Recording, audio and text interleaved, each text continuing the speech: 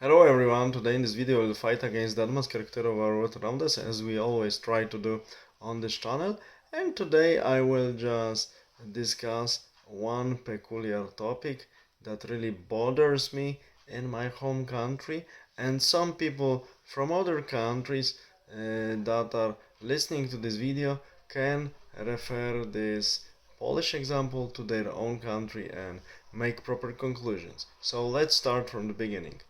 Taking into account our complex history, that Polish state was having a lot of territories on the east from its current eastern border, and there were many Poles living on these territories. And also, taking into account that after September 1939, many Polish people were taken forcefully by Soviets and replaced from these territories to many emptinesses of former Soviet Union, really hard lands of Central Asia, Siberia, and so on. There are many descendants of these people of Polish origin living in Kazakhstan, Tajikistan, Siberia, Caucasus, and so on.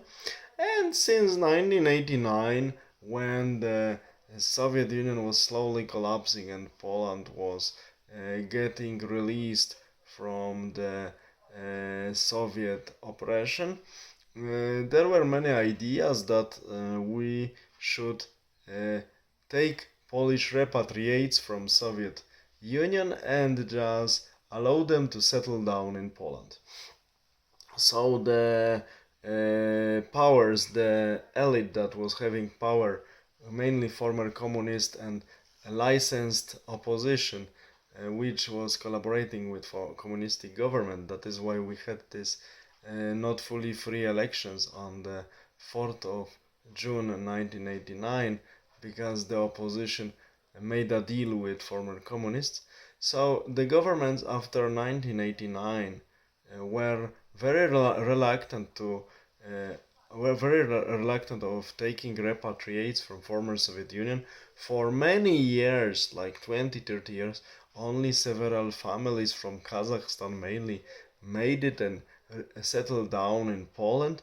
There were always pseudo arguments that these people do not know Polish language well, or they are only Russian speakers, which was very often not true, that they will have to adapt to Polish reality, it will be costly, they will have problem at finding a job, children will be having problem at schools because they know only Cyrillic alphabet, and blah blah blah blah blah. This bullshit we were listening all the time, and at the end of the day we were listening again that it would be costly.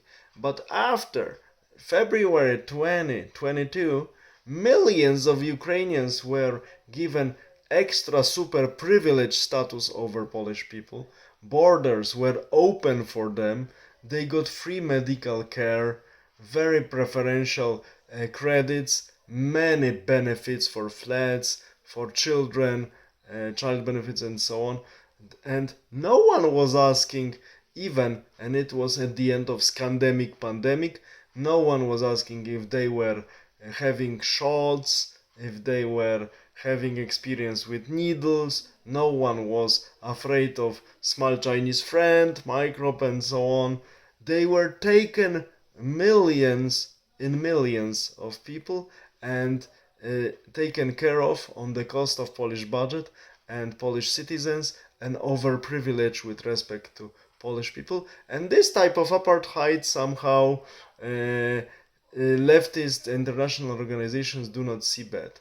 But I really cannot agree inside of me that for many years before this event we were listening that that Polish repatriates their repatriation from former Soviet republics to Poland would be costly, that they speak mainly Russian, maybe they don't know Polish well, and so on. Maybe they will not readapt. Are these millions of Ukrainians fluent Polish speakers? No. Do they have qualifications? No. So we see that it's one big swindle, one big cheating, and also, as I mentioned, even so-called limitations for scandemic that ended with the escalation of Ukrainian conflict. That's why I think Nobel Prize in medicine should be given to the Dr. Putin, because he ended up pandemic, scandemic, and that's it. This is something I will never understand. And this repatriate issue is still raised by some patriotic groups in Poland, but government still remain silent.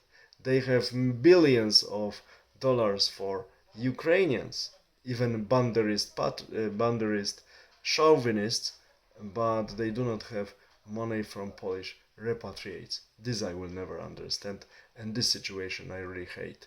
All the best, have a nice day, bye.